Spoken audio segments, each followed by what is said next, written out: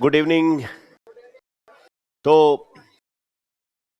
हम current affair में आज एक इंपॉर्टेंट टॉपिक ब्रिक्स को लेकर कुछ नया डेवलपमेंट हुआ है और वो हम कवर करेंगे। तो इस टॉपिक में हम कवर करने वाले हैं कि ब्रिक्स क्या है, ब्रिक्स का भारत के लिए क्या महत्व है। उससे भी पहले हम ब्रिक्स कैसे बना, ब्रिक्स की इवोल्यूशन के पीछे कौन सी परिस्थितियां जिम्मेदार, उसके प्रमुख शिखर सम्मेलन, उसी दौरान ब्रिक्स के देशों के सहयोग से बना एक न्यू डेवलपमेंट बैंक, उसके बारे में, फिर उसके बाद भारत के लिए क्या मायने हैं ब्रिक्स के, इसके ब्रिक्स के सामने वर्तमान में चुनौतियां क्या हैं और ब्रिक्स कैसे अपनी प्रासंगिकता बनाए हुए है, और वो सारे मुद्दे, और लास्ट में एक सवाल भी हम देखेंगे। तो क्यों चर्चा में है ब्रिक्स? ब्रिक्स चर्चा में इसलिए है क्योंकि इस साल 2026 ब्रिक्स की अध्यक्षता जो है वो कौन करने वाला है? भारत करने वाला है।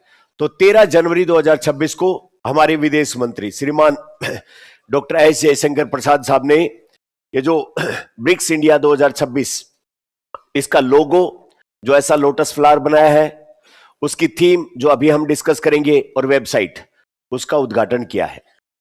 तो इसके अपने एग्जाम के मायने क्या है ब्रिक्स के? तो अपना आईआर वाला सेक्शन मुख्य परीक्षा में पेपर नंबर 3 और उसकी यूनिट 1 उसमें भारत और अंतरराष्ट्रीय मामले, जिसमें अपने रीजनल वैश्विक मंच पर भारत की क्या भूमिका, जिसमें UNWTO, European Union, ASEAN, BRICS, तो इसमें ब्रिक्स का जिक्र है। तो ब्रिक्स का एक मोटा मोटी आउटलुक अपन सारा ले लेंगे।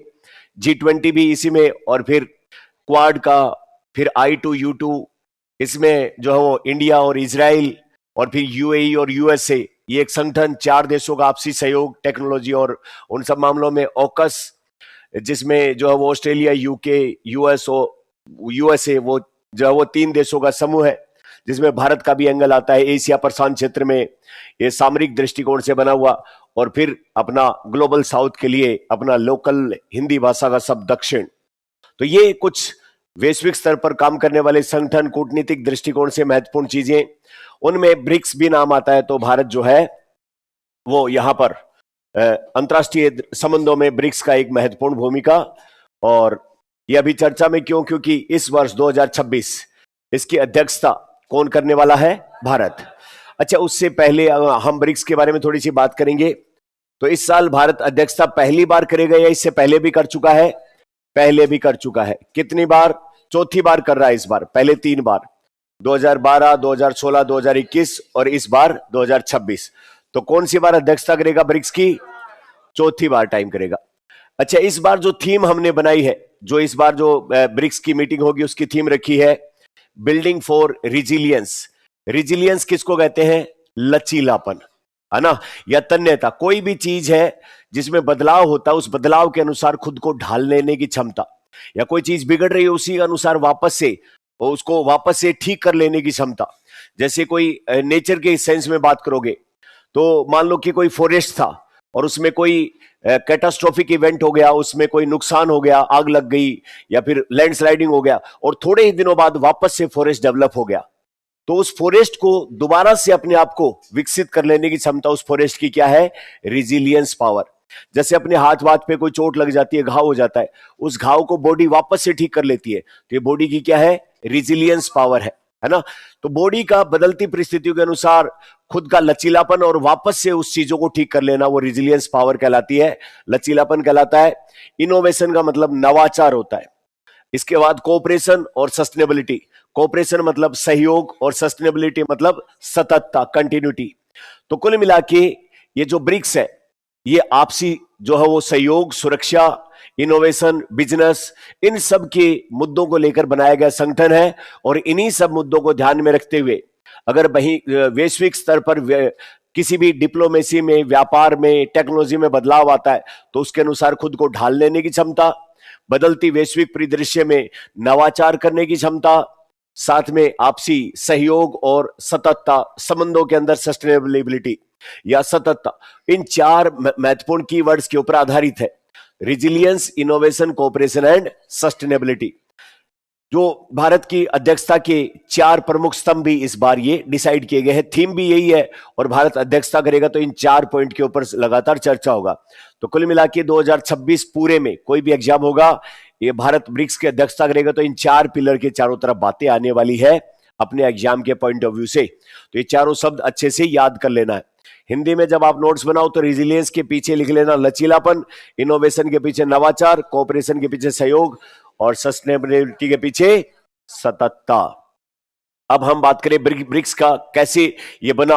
तो ब्रिक्स जो है वो बेसिकली 5 देशों का संगठन, मतलब 5 नाम है, 5 देशों के नाम है इसमें। बी फॉर क्या आता है इसमें, बी आर फॉर ब्राजील आता है, sorry B for Brazil, R for I for C for S for. शुरुआत में ये जो था, जो 2010 में इसका जब औपचारिक रूप से हुआ शुरुआत, तो ब्रिक्स था, लेकिन बाद में साउथ अफ्रीका और शामिल हो गया तो ये क्या बन गया, ब्रिक्स। ये ब्रिक्स शब्द जो है वो सबसे पहले एक ब्रिटेन के अर्थशास्त्री थे जिनका नाम था जिम ओ'नील। उन्होंने 2001 में ब्राजील, रशिया, इंडिया, चाइना, इन चारों देशों के पहले अक्षर को मिला के ब्रिक्स शब्द काम में लिया वैश्विक अर्थव्यवस्था के समझाने के संदर्भ में कि ये एस्पिरिंग इकोनॉमी है, उभरती अर्थव्यवस्थाएं हैं। तो इन चारों देशों के पहले अक्षर को मिला के उन्होंने ब्रिक्स शब्द किसने सबसे पहले यूज किया, जिम ओ'नील ने, है ना। तो ब्रिक्स शब्द का उत्पत्ति तो यहां से होती है। फिर उसके बाद में एक समूह था जो पहले G8 था, आजकल क्या कहलाता है, G7। G8 मतलब ग्रुप 8। ये जो विश्व के विकसित देश जिनकी अर्थव्यवस्थाएं अच्छी खासी विकसित है, उनका एक इनफॉर्मल अनौपचारिक समूह है जिसमें कौन कौन आ जाते हैं, नॉर्थ अमेरिका के 2 देश जिसमें यूएसए और कनाडा, यूरोप के 4 देश जिसमें कौन कौन आ जाते हैं, यूके, फ्रांस, जर्मनी, इटली, और उसके बाद जापान, एक ऑस्ट्रेलिया जो अपन है यहां से आ जाता है, और रशिया। पहले रशिया था इसमें, लेकिन रशिया को बाद में 2014 में सस्पेंड कर दिया। तो ग्रुप 8 जो था, 8 देशों का ग्रुप था, उनमें से एक रशिया के हट जाने के बाद कितने देशों का बचा, 7 देशों का। तो इसको क्या कहते हैं, G7 कहते हैं। पहले ये क्या था, G8। तो इन G8 ग्रुप के यानी कि कोर ग्रुप, ये बड़े वाले देश, रशिया के हटने से पहले G8 का मीटिंग हो रहा था 2006 में। उस समय पर आउटरीच शिखर सम्मेलन, आउटरीच शब्द एक होता है, किस काम में लिया जाता है आउटरीच, जैसे स्कूल आउटरीच प्रोग्राम, या फिर मान लो कि कंपनी आउटरीच प्रोग्राम। सामान्यतः इस क्लासरूम में आप आते हो, है ना, और इस क्लासरूम में आप आते हो और आप आपस में मिलते हो, बात करते हो, आप अपने विचार साझा करते हो, पढ़ाई करते हो, ये आपका रूटीन है। ये आपका अगर क्लासरूम ऑर्गेनाइजेशन मान लिया जाए और क्लासरूम के बच्चों से आपस में मीटिंग आप करते हो, बातचीत करते हो, इंटरेक्शन करते हो, तो ये within organisation, within group आपका जो है वो बातचीत है। लेकिन मान लो कि आप किसी कॉलेज जाने वाले बच्चे जो इस कोचिंग का सदस्य नहीं है, उन बच्चों से आपकी मीटिंग फिक्स कराई जाए, उनसे आप मिलो नॉलेज एक्सचेंज के लिए, डिबेट करने के लिए, किसी भी चीज के लिए, तो वो आपकी क्लासरूम के हिसाब से क्या है, आउटरीच है वो, है ना। तो एक ऑर्गेनाइजेशन होता है, उसकी स्ट्रक्चर होती है, उसके भीतर जो चीजें हैं वो तो उसके भीतर होगी। उसके बाहर अगर किसी चीज से आप मीटिंग करते हो, बात करते हो, विचारों का आदान प्रदान करते हो, या और भी कोई अंतर क्रिया करते हो, तो आपकी कैसी एक्टिविटी है, आउटरीच है। तो G8 वाले तो आपस में मिलते थे, वो तो उनकी मीटिंग थी, लेकिन G8 के बाहर वाले देशों को भी इन्होंने बुलाया और इनको भी आपस में मिलने का, अपने विचार रखने का, G8 के साथ इंटरेक्शन करने का मौका मिला। तो वो शिखर सम्मेलन कैसा कहलाया, G8 का आउटरीच, जिसमें G8 वाले खुद तो है, लेकिन G8 के बाहर जो देश है उनके साथ भी मीटिंग कर रहे हैं। कौन से वर्ष में, 2006 में। उस दौरान ब्रिक, ये 4 देश, ब्राजील, रशिया, इंडिया और चाइना, इन्होंने औपचारिक रूप से यह तय किया कि हमें भी G8 की तरह अपना एक अलग से जो वो एक तरीके से समूह बनाना चाहिए, और आपसी जो लाइक माइंडेड देश है, अपनी जो जरूरतें हैं उनको मिल बैठ के पूरा करना चाहिए। तो 2006 में नाम दिया गया था, 2001 में इसने आकार लेना शुरू किया 2006 में। फिर ब्रिक वालों ने 2009 में रशिया का यकाटेरिनबर्ग शहर है, वहां पर पहली बार अपना मीटिंग आयोजित किया। फिर 2010 में न्यूयॉर्क के अंदर ब्रिक के विदेश मंत्री जो थे, उनमें पहली बार साउथ अफ्रीका का विदेश मंत्री भी शामिल हुआ, और ब्रिक का नाम बदल के क्या कर दिया, ब्रिक्स हो गया। फिर 2011 से रेगुलर जो है वो इस ब्रिक्स के सम्मेलन में साउथ अफ्रीका भाग लेने लग गया। और 2011 वाला जो सम्मेलन था वो चाइना का शहर है सान्या। क्या नाम है? सान्या। वो तीसरे नंबर की मीटिंग हुई थी। 9 में पहली हुई यकाटेरिनबर्ग में, फिर उसके बाद 10 में न्यूयॉर्क में जो है वो विदेश मंत्री मिले, और 11 के अंदर जो तीसरे नंबर का शिखर सम्मेलन था चाइना के सान्या शहर में, वहां पर ये रेगुलर उसमें हिस्सा लेने लग गया। अब वर्तमान में ब्रिक्स की क्या कंडीशन है? टोटल 11 सदस्य हो गए। कितने सदस्य? 5 तो इसके नाम में ही आ जाते हैं ब्रिक्स में। 5 और कौन कौन है जो 2024 और 25 में इन्होंने दूसरे देशों के लिए लीडरशिप खोल दी? वो 5 कौन कौन है? मिस्र, इथोपिया, ईरान, सऊदी अरब और संयुक्त अरब अमीरात। इसमें अफ्रीका महाद्वीप के कितने देश हुए? इन 5 में देखो तो इथोपिया, मिस्र, ये दोनों कहां के हैं? अफ्रीका के। एशिया के कौन कौन हुए? ईरान, सऊदी अरब और यूएई, है ना? तो 5 ही हो गए। उसके बाद अभी इस साल पिछले साल 2025 में इंडोनेशिया को और शामिल कर दिया गया। तो 5, 5, 10 और 11, टोटल कितने हो गए? 11। बाकी इसके ऑब्जर्वर के तौर पे भागीदारी, इसके साथ पार्टनरशिप करने वाले देश और हैं, जो पूर्वी यूरोप के बेलारूस, बोलीविया, फिर मध्य एशिया वाला कजाकिस्तान, क्यूबा, मलेशिया। कुल मिला के ये जो बड़े वाले इलीट देश हैं, यूरोप के, अमेरिका या फिर ऑस्ट्रेलिया, न्यूजीलैंड, इनकी हेजीमनी, इनका जो वर्चस्व है, इनका जो एकाधिकार है विश्व पे, उसको काउंटर करने के लिए ब्रिक्स एक दमदार संगठन के रूप में उभर रहा है, और दुनिया के दूसरे देश भी इसके साथ में जोड़ रहे हैं। ठीक है, क्योंकि कुछ ये जो हमने बात कही अभी, क्या इस ब्रिक्स में वाकई पोटेंशियल है जो यूएस लेड वर्ल्ड को थोड़ा बहुत चैलेंज कर पाए, या एक नए तरीके का वर्ल्ड ऑर्डर डेवलप कर पाए? बिल्कुल है। उसके पीछे कुछ नंबर भी हमें सपोर्ट करेंगे इस बात को कहने के लिए, जैसे कि ब्रिक्स के जो सदस्य देश है उनके क्या आपसी सहयोग संगठन है। उसके बाद जो अभी हमने थोड़ी देर पहले बात कही, क्या वाकई ब्रिक्स के अंदर वो पोटेंशियल है क्या? इन डाटा के आधार पर हम वो बात कह सकते हैं, बिल्कुल है। तो ब्रिक्स के सहयोग के क्षेत्र क्या क्या है? ये जो मेंबर कंट्री है वो आपस में एक दूसरे की राजनीतिक और सुरक्षा, उस दृष्टिकोण से सहयोग करेंगे, एक दूसरे में इन्वेस्टमेंट करेंगे, बिजनेस प्रमोट करेंगे, और एक दूसरे में एफडीआई, एफआईआई, विभिन्न माध्यमों से इन्वेस्ट, और जो है वो इकोनॉमिक पॉइंट ऑफ व्यू से। दूसरा, जो लोगों का ट्रैक टू डिप्लोमेसी होती है, सॉफ्ट डिप्लोमेसी होती है, सांस्कृतिक तौर पे कल्चरल एक्सचेंज, एक दूसरे की भाषा, बोली, रहन सहन, त्योहार बनाना, वो आपस में जो है वो वहां के कलाकार यहाँ के प्रोग्राम करें, यहाँ के संगीतज्ञ वहां, तो एक दूसरे देशों में इस तरीके से कल्चरल प्रमोशन करना, ताकि एक दूसरे के जो देशों की सभ्यता संस्कृति का लोग सम्मान करें, उनके बीच में रिश्ते और ज्यादा बेहतर बने। अब वो पहली वाली बात, क्या वाकई ब्रिक्स में वो पोटेंशियल है जो यूएस लेड हेजीमोनी को काउंटर कर सके? बिल्कुल है। इस बात का तस्दीक इस बात से होती है कि दुनिया की जितनी पॉपुलेशन है उसका लगभग 50%, 0.5 कम रह गया। ये तो होना ही था। 2 भारी भरकम देश इसमें है। कौन कौन? 18% सामान तो अपने पास ही है ना? बाकी फिर अपने लगभग टक्कर का कौन है? चाइना है, फिर इंडोनेशिया आ गया। तो ये बड़े देश हैं सारी दृष्टिकोण से देखा जाए, किसकी? जनसंख्या के दृष्टिकोण। तो लगभग 50 में कितनी कम? 0.5, 49.5% तो इनके पास पॉपुलेशन है। पर सिर्फ पॉपुलेशन नहीं है, फिर दुनिया की जितनी जीडीपी है उसका भी 40% नंबर अपने पास है इन देशों के पास, ब्रिक्स वालों के पास, और प्लस वैश्विक व्यापार का 26% रिप्रेजेंटेशन है ना? तो 50, 40 और 26.5, है ना? 26% तो ग्लोबल जो है वो व्यापार का, 40% के पास जीडीपी और 49.5% पॉपुलेशन। तो जब इतने सारे लोग, भाई ये ताम झाम किसके लिए है? लोगों के लिए ही तो है। तो लोग तो सारे यहां बैठे, व्यापार सारा आधे से ज्यादा, मतलब आधे के आसपास यहां बैठा है, जीडीपी यहां पर, तो इसलिए इसके पास वो वाकई काउंटर करने की क्षमता है, क्योंकि इनके पास टेक्नोलॉजी भी है, इनके पास बाजार भी है, इनके पास इनोवेशन भी है, कच्चा माल भी है, और सप्लाई चेन भी है, सब कुछ है। तो इसलिए आराम से अमेरिका की जो हेजीमनी है उसको ये काउंटर कर सकते हैं। उसके बाद ब्रिक्स के अब तक क्या क्या शिखर सम्मेलन हुए जब से ये बना है, तब से लेके प्रथम शिखर सम्मेलन ये बना रशिया के अंदर यकाटेरिनबर्ग में 2009 में हुआ। 2010 में दक्षिण अफ्रीका का इसका सदस्य बना। 2000 कहां पर? जब ये न्यूयॉर्क के अंदर इसके विदेश मंत्रियों की मीटिंग हुई। 2011 में जो चीन का शहर, कौन सा? सान्या, वहां पर साउथ अफ्रीका ऑफिशियली इसमें शामिल हो गया, और ब्रिक क्या बन गया? ब्रिक्स बन गया था पहले यही, अब ये इसमें रेगुलर तौर पे। ये कौन से नंबर का था? तीसरे नंबर का शिखर सम्मेलन। 2014 में शिखर सम्मेलन हुआ ब्राजील में, और ब्राजील का शहर कौन सा? फोर्टालीजा।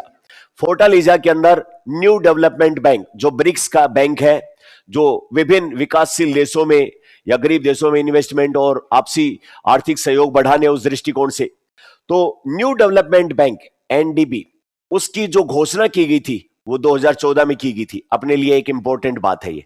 कहां से? जब इसका शिखर सम्मेलन हो रहा था छठा, कहां पर? ब्राजील के शहर फोर्टालेजा में। तो वहां पर न्यू डेवलपमेंट की घोषणा जो की गई वो क्या कहलाई? फोर्टालेजा घोषणा। तो यहां पर यह स्थापना की घोषणा हुई, बड़ा डेवलपमेंट था। उसके बाद 2021 में भारत की अध्यक्षता में कौन सा शिखर सम्मेलन हुआ? 13वां। चूंकि कोविड का इफेक्ट था इसलिए इसको वर्चुअली ऑनलाइन इसको किया गया। 2025 में अभी हमसे पहले इसकी अध्यक्षता कौन कर रहा था? ब्राजील। ब्राजील के रियो डी जेनेरियो शहर में 17वां इसका सम्मेलन हुआ था, और 18वां 2026 में कहां होगा? इंडिया के अंदर। भारत इसकी अध्यक्षता कर रहा है, जिसकी थीम अपने 4 शब्द इसमें काम मिले थे: रेजिलियंस, इनोवेशन, कोऑपरेशन और सस्टेनेबिलिटी। ये अपने इसमें काम में लिया है ना। अब इसके बाद में न्यू डेवलपमेंट बैंक क्या है उसको लेकर भी अपन ने बना दिया। तो फोर्टालीजा में इसकी घोषणा हुई 2014 में घोषणा हुई, 2015 से इसने काम करना शुरू कर दिया। साथ में मुख्यालय इसका कहां है? चाइना के अंदर, शंघाई। और ये क्या काम करता है? ब्रिक्स देशों द्वारा उभरते जो बाजार और विकासशील देश है उनमें इंफ्रास्ट्रक्चर डेवलपमेंट या फिर विभिन्न प्रकार की जो परियोजनाएं जो एक तरीके से व्यापार बढ़ाती है, आपसी कनेक्ट बढ़ाती है, इकोनॉमिक डेवलपमेंट में योगदान देती है, उन सब के लिए वित्त और संसाधन जुटाने के लिए बहुत सारे जो है वो इसमें मदद करता है, बहुपक्षीय बैंक के रूप में काम करता है। तो ब्रिक्स के बैंक का क्या नाम है? New development bank. इसकी घोषणा कब हुई थी? 2014 में। इसकी घोषणा को क्या कहते हैं? फोर्टालेजा घोषणा। कब से काम करना शुरू किया? 2015 से। इसका मुख्यालय कहां है? शंघाई, चाइना के अंदर है। आ गई बात समझ? अब उसके बाद में भारत के लिए ब्रिक्स क्या मायने रखता है? सबसे पहली बात तो भारत एक तरीके से विजन 2047 का जो विकसित भारत का है, इसका मतलब अब भारत की इकोनॉमी उस मोड़ पे आ गई है जहां से एक बड़ी लंबी छलांग लगाए, क्योंकि बाजार भी है, टेक्नोलॉजी इनोवेशन भी है, और अब जो वर्ल्ड ऑर्डर भी चेंज हो रहा है और गुंजाइश भी खूब सारी बन रही है। चाइना यूएसए सिचुएशन की तरफ बढ़ रही है, और भारत के यंग जो लोग हैं वो लगातार स्टार्टअप, इनोवेशन और विभिन्न वैश्विक जो प्रवृत्तियां हैं उन सब से एक तरीके से थ्रू है, जानते हैं उनके बारे में। तो भारत जो है वो इस तरीके के अंतर्राष्ट्रीय संगठनों के माध्यम से जो अलग अलग दुनिया के देश हैं जिनसे हमारा डिप्लोमेसी में किसी न किसी तरीके से या तो डायरेक्ट कनेक्ट है या इस तरीके के संगठनों के माध्यम से कनेक्ट है, उनके बाजारों की ज्यादा एक्सेस हम चाहते हैं। तो उस पॉइंट ऑफ व्यू से हमें एक तरीके से ये मदद करेगा। यानी कि एक तो हम मैन्युफैक्चरिंग प्रोडक्शन करें अपने खुद के बाजार के लिए, एक दुनिया हमारा बाजार बन जाए, तो उससे बेहतर क्या हो सकता है। दूसरा कि जो सुरक्षा, आतंकवाद, जलवायु परिवर्तन जो ग्लोबल लेवल के इश्यू है, उसमें एक प्रेशर ग्रुप में काम भारत एक अच्छा जो है वो प्लेयर के रूप में काम कर पाए, उसके लिए ब्रिक्स जैसे देश भी अपनी जो है वो ऐसे संगठन अपने साथ में एक कॉन्सेंसस डेवलप करके विकसित देशों को काउंटर करने के लिए एक महत्वपूर्ण अपनी भूमिका निभा सकता है भारत। अच्छा, उसके बाद जैसे बहुत सारे बड़े इंस्टीट्यूट्स हैं जिनसे दुनिया चलती है, चाहे वो यूएन या यूएन की संस्थाएं या दूसरी कुछ हो, तो वो ऐसे संस्थानों को बहुपक्षीय संस्थान कहते हैं। और उनमें जो आफ्टर सेकेंड वर्ल्ड वॉर शुरुआत में ये जो काबिज हो गए थे यूरोप और अमेरिका और ये देश, अब उनमें ज्यादा अच्छा रिप्रेजेंटेशन एशिया और अफ्रीका का होना चाहिए। उसके लिए प्रेशर ग्रुप के रूप में काम ब्रिक्स कर सकता है। इसी प्रकार साउथ साउथ कोऑपरेशन, दक्षिण दक्षिण सहयोग, जिनको हम अपने वैश्विक स्तर पर अपनी भाषा में दक्षिण बोलते हैं, उस पॉइंट ऑफ व्यू से ये एक महत्वपूर्ण है, क्योंकि जो G7 या फिर जो है वो एक तरीके से दूसरे जो यूएस लेड या यूरोप वाले जो उनके प्रभाव वाले संगठन है, वहां पर तो अपने को बहुत ज्यादा एंट्री मिलेगी नहीं, एक्सेस देंगे नहीं। हम क्यों ना उनका वेट करने की बजाय अपने नए संगठन खड़े करें और हम उनको इस चीज के लिए मजबूर कर दें कि आप हमारे पास आओ, हम आपके पास नहीं आए, या फिर कम से कम बराबरी का दर्जा तो हो। तो उस दृष्टिकोण से साउथ साउथ सहयोग, यानी कि दुनिया की विकासशील या फिर Latin America, south America, Africa, Asia, ये बहुत सारे देश हैं जो सब मिलकर के इन यूरोप और अमेरिका की जो एकाधिकार है उसको तोड़ने में आपसी सहयोग करके मदद कर सकते हैं एक दूसरे की।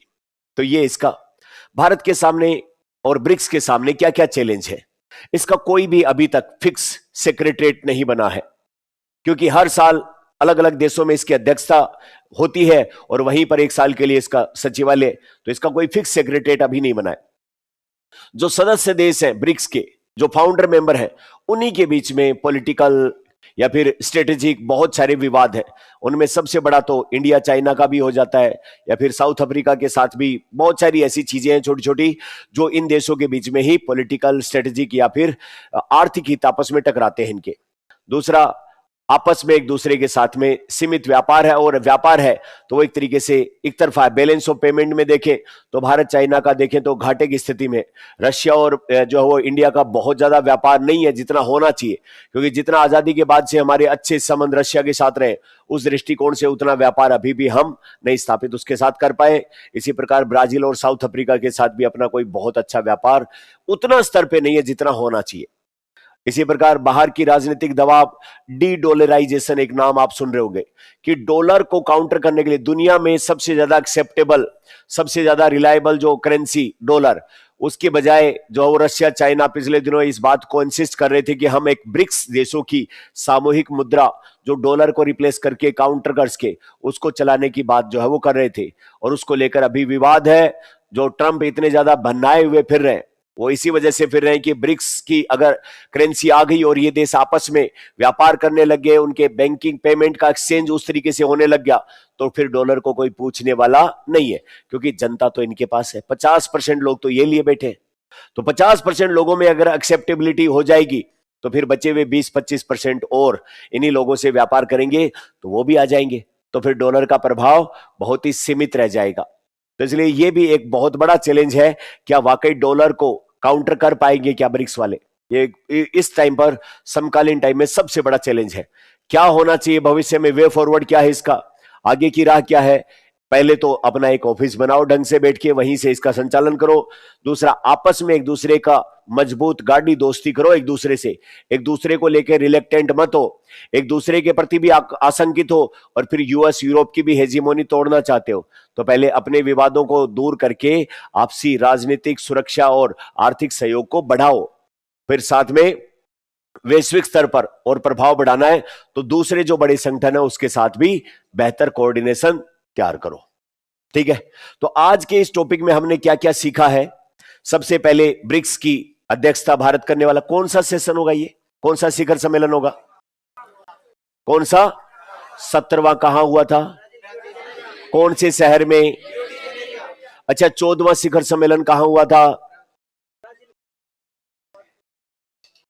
न्यू डेवलपमेंट की घोषणा को क्या कहते हैं? फोर्टालिजा घोषणा कहते हैं, है ना। अच्छा, न्यू डेवलपमेंट बैंक का ऑफिस कहां है? संघाई चाइना में। अच्छा, जो साउथ अफ्रीका है वो कब शामिल हुआ ब्रिक्स में? 2000 जो है वो 9 का पहला शिखर सम्मेलन ब्रिक्स का कहां पर हुआ था? रशिया के यकाटेरिनबर्ग शहर में। ठीक है, तो ब्रिक्स से संबंधित ये सारी बातें अपने लिखी मुख्य परीक्षा के हिसाब से एक सवाल, प्रारंभिक परीक्षा में भी इन्हीं में से कुछ सवाल निकलने की गुंजाइश, तो आप लिखो 150 शब्दों में, 150 वर्ड्स में।